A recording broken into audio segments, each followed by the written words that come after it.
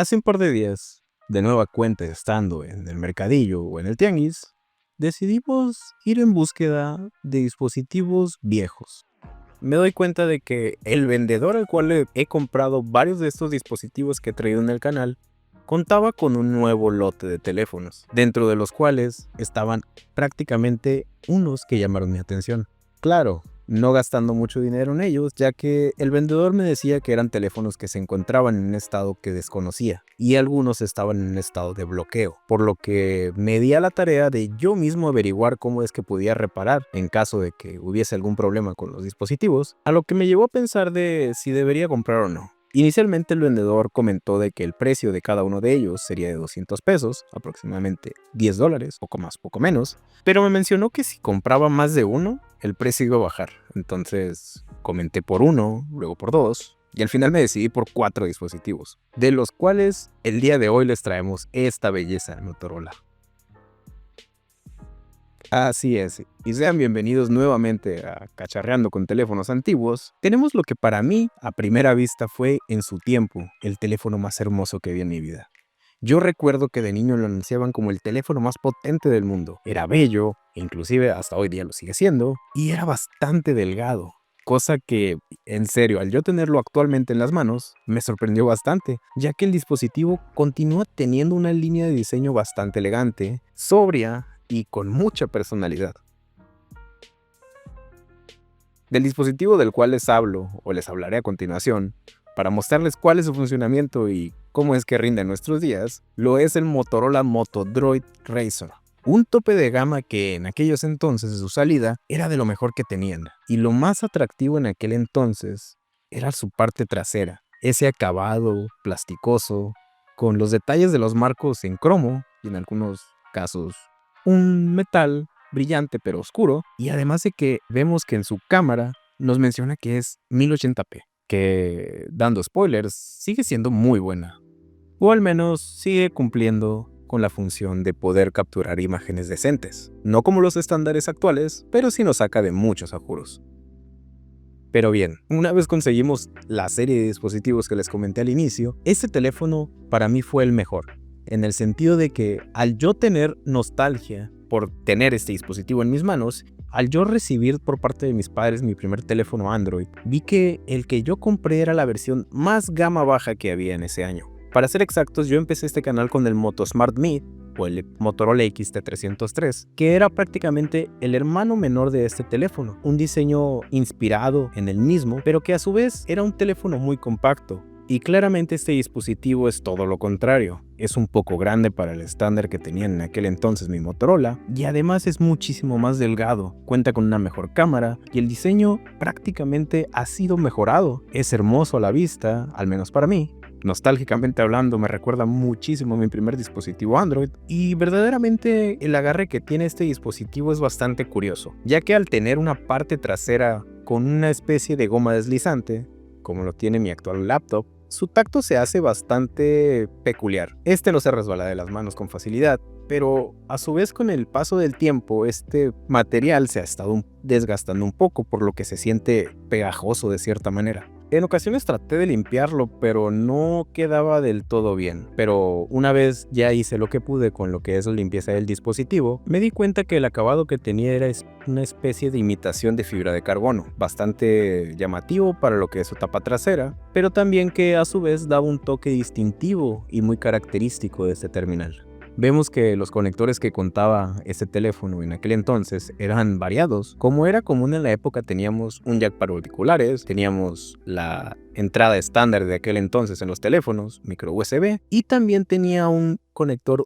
micro HDMI, lo cual me hacía pensar que este teléfono tenía una característica bastante buena en aquel entonces, pudiendo conectar nuestro teléfono a una computadora o a una PC. Pero bien, el conector micro HDMI no sé si funciona, ya que actualmente no tengo un cable con que probarlo, pero estaría perfecto poder probar la conexión y ver qué imagen nos da. Bien, su parte frontal a mí me parece bastante atractiva. Si lo vemos apagado el teléfono pareciera que es un todo pantalla, pero pues nos damos cuenta que viene el logo de la Telefónica que tiene en la parte de abajo. Tenemos los clásicos botones de guía o los botones para poder devolvernos, irnos a Home, opciones y búsqueda que teníamos en Android antiguos. Y también resalta mucho la cámara principal junto con la marca de Motorola justo en la parte de arriba. Al encenderlo vemos el clásico logo de Motorola, aquella bola roja distintiva de la marca y un encendido bastante peculiar que en lo personal se me hizo bastante bonito para lo que es el diseño de este teléfono. Es una especie de intro robótica, el cual voy a dejar aquí que lo escuchen para que vean de lo que estoy hablando.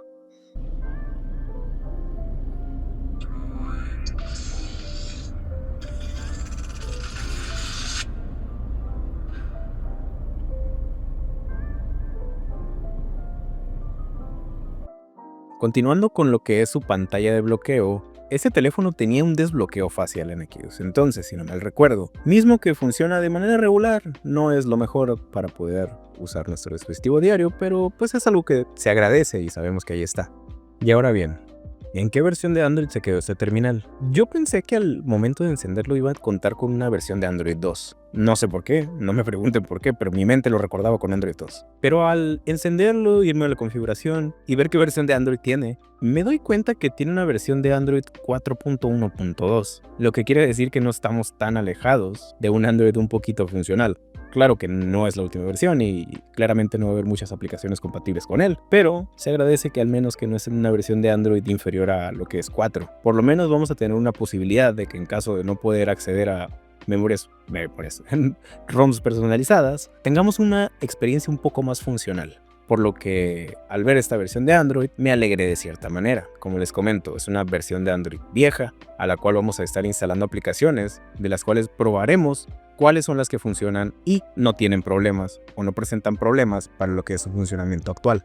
Pero bien, antes de eso, quiero hablarles de las características de este teléfono. Este terminal tiene de almacenamiento 16 GB totales. Tiene también 1 GB de memoria RAM y tiene un procesador bastante peculiar, o al menos para mí, porque yo pensé que venía con otro. Contaba con un procesador Cortex A9 a 1.2 GHz dual core, que para el año en que se lanzó este teléfono era el tope de gama. Estamos hablando de el 2011 para ser exactos.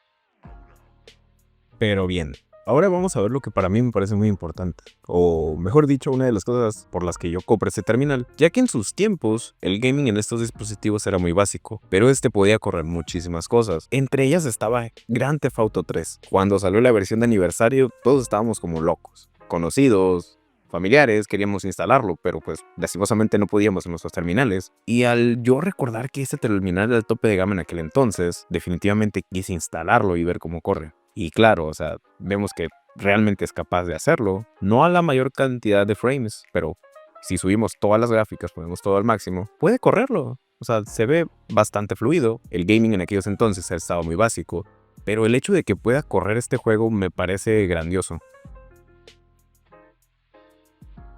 Y ni hablar de juegos básicos. Recuerdo que Angry Birds, juego que corría hasta en un celular Nokia con Symbian, todo corría perfectamente, pero lastimosamente los juegos modernos no van a correr. Las limitantes del hardware son evidentes, la arquitectura también es distinta. Entonces tenemos bastantes razones para no usar este terminal, ¿cierto? Pues sí y no. Como lo digo con todas las revisiones de mis teléfonos antiguos, podemos usar estas clases de terminales como dispositivos para emulación retro. Recuerden que no son tan exigentes y esos teléfonos cumplen en la perfección los requisitos. En muchas ocasiones con emulación moderna no va a poder. Lo que es retroconsolas, las arcades, Nintendo, Super Nintendo, Nintendo 64, Nintendo DS, las corre bastante bien. Pero ya cuando empezamos a ahondar en emulación un poco más avanzada, lo que vendría a ser un PSP, PlayStation 2, Nintendo GameCube, es evidente que este no va a ser la mejor opción para correr esos emuladores, a excepción de el primero que les mencioné, que es PSP, el cual puede estar muy bien en algunos juegos, pero en otros el procesador simplemente no va a poder dar la talla. Entonces nos va a ir bastante lagueado en algunos juegos y tendremos que toquetear un poco las configuraciones para que nos corra de manera eficiente. Pero sigue siendo un excelente terminal para emulación retro y gaming antiguo, eso no cabe duda. Tenemos un apartado también muy interesante que debemos de tocar en este video, que es el apartado fotográfico. Ese teléfono contaba con una excelente cámara para la época. Tenía muy buenos detalles a la hora de sacar fotos, a pesar de tener 6 megapíxeles, y tenía un excelente video que hasta hoy día me sigue pareciendo bueno, ya que al ver el estabilizador con el que cuenta este dispositivo me sorprende. El video me encanta, no es el mejor, pero teniendo en perspectiva y teniendo en cuenta de que este dispositivo es de 14 años aproximadamente, poco más o menos si me estoy equivocando, sigue teniendo una cámara bastante decente. Decente para lo que es la gama baja actual. Porque sí vemos ya a profundidad analizando a detalle. Por ejemplo, las capturas del día se ven bien. Tenemos un detalle decente, pero con la limitante de tener solamente 6 megapíxeles, que en aquellos entonces eran suficientes, pero pues lastimosamente para hoy día no lo son. Y al hacer un poco de zoom, el teléfono simplemente hace que se vea borroso, haga que tenga una falta de detalle y que las fotos sean poco consistentes. Por ejemplo, tenemos una foto en un plano de día, se ve todo muy bien, pero a la hora de acercar un poco vamos a notar la pérdida de detalle. Y ni hablar de ocasiones con poca luz, la cámara flaquea muy duro ahí. Y en el video está bastante decente, claro, teniendo condiciones muy buenas, porque en cuanto vemos que no hay condiciones extremadamente favorables, a la cámara simplemente le cuesta mucho obtener buenos resultados. Pero pues finalmente no podemos exigirle tanto, ya que es un teléfono bastante viejito. Por lo que no nos queda más que tenerlo como un bello recuerdo de una cámara retro, en dado caso de que nos dé por sacar fotos de ese estilo. Concluyendo que es una cámara cumplidora tirando a mala. Pero bien, lo que nos interesa saber es si podemos usar redes sociales actuales. Lastimosamente, como en mi video del Galaxy S3, no pude actualizar la ROM. Hay métodos para cual desbloquear el bootloader y rotearlo e instalar custom ROMs, pero desafortunadamente todos los enlaces están rotos, ya que la comunidad dejó de darle soporte a este teléfono hace más de una década, y todos los links que están para descargar, ya sea las herramientas de ruteo, los custom firmwares o inclusive algún recovery personalizado, están rotos. Simplemente no puedo hacer mucho por este terminal, lo cual es una gran pérdida para mí y es una lástima, porque yo le tengo una especial admiración a este teléfono, y el hecho de que no pueda hacer nada más por ese teléfono me obliga a dejarlo guardado en un cajón y no quedará más que un lindo recuerdo de lo que fue un gran terminal de hace tantos años, pero que desafortunadamente no puedo darle más uso. Entonces, concluyendo, ese terminal me parece hermoso. Su diseño me encanta, aunque sea construido en plástico. Simplemente era la personalidad que tenía Motorola en aquellos entonces. Me encantaba el diseño, ni hablar de su pantalla, que me parece actualmente bastante buena, eso sí, con un brillo bastante bajo para los estándares actuales. Y su cámara es verdaderamente buena para lo que fue en aquellos entonces, porque teniendo yo un dispositivo actual, gama baja, y que tenga una peor cámara que un dispositivo de hace más de una década, me parece increíble. O sea, el teléfono simplemente tuvo una muy buena calidad en lo que fue el apartado fotográfico y en el apartado de video, ganándole inclusive a hoy día al teléfono que les comento, por lo que me llevo una muy buena sensación de haber probado este dispositivo al fin, cosa que no pude cuando yo era niño. Pero bueno, creo que sería todo por el video de hoy. Sin nada más que decir, yo me despido aquí. Nos vemos. Adiós.